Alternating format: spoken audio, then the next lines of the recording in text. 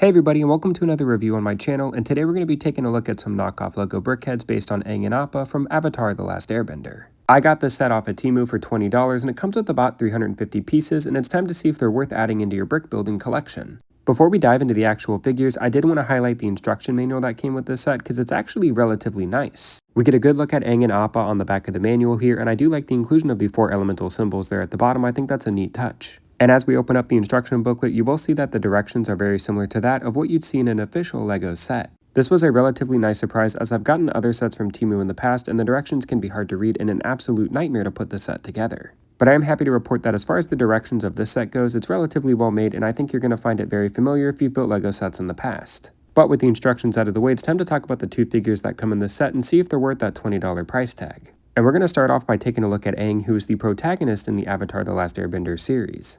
And I do think that this is a fair attempt at recreating the character in a brickhead-like form. And this set doesn't come with any stickers, so all of the detail on Aang's face there are prints. And while the printing quality isn't as good as something you'd see on an official LEGO set, I do think it is worth mentioning, and I do find it to be greatly appreciated. One of the things that does bother me about the side of Aang here is this dip on the back of his head. I would have liked to have seen the transition from the top of Aang's head to the back be a little bit more smooth in design. I'm also not really the biggest fan of the alternating colors for the feet of Aang. I think having that dark brown to light brown just makes it look like he's wearing striped socks. But other than that, I do like the design of Aang overall, and I think it's a very good attempt at trying to make a knockoff LEGO brickhead. I also like the inclusion of giving Aang his staff as an accessory. It's only a couple of pieces, but it is a relatively nice touch, and I do think it benefits the overall design of this figure. The other thing that I find to be relatively strange with Aang are his eyes. If you take a look at an official LEGO brickhead and then you take a look at Aang, they actually have his eyes upside down. Here's a quick look at Aang behind the instruction manual just to show you that I do have the eyes in the correct orientation in case you thought I was mistaken or wrong. The last thing I would like to do is compare Aang to a couple official LEGO brickheads. The first thing that I want to mention is you can see Aang has a printed mouth, which doesn't come on official LEGO brickheads.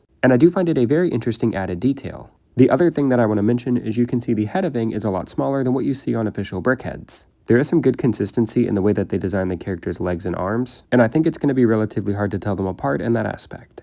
And lastly, here's a quick look at all 3 of the figures from the back, and again, you can just tell that Aang's head is a lot smaller when compared to the other figures. With Aang out of the way, we're now ready to talk about his trusty sky bison, Appa, who I think has a relatively strong design, and I do like the overall look of this character in this brick-built form. Appa does have a print on the front of his face that represents his nose, and I do like how the arrow that comes down on his forehead is brick-built. I think that's a really good touch. One of the things that I found relatively interesting with Appa here is there's actually some articulation in his tail thanks to the use of 2 different ball joints. There's no other articulation on the character, so it's not like you're going to be putting Appa into different poses, but it is a nice inclusion regardless. Another detail that I really appreciate about this character is you can see they actually have a brick-built saddle on top of Appa. And the designers were nice enough to include a couple of studs inside the saddle so you can actually fit a minifigure inside and have it ride the bison.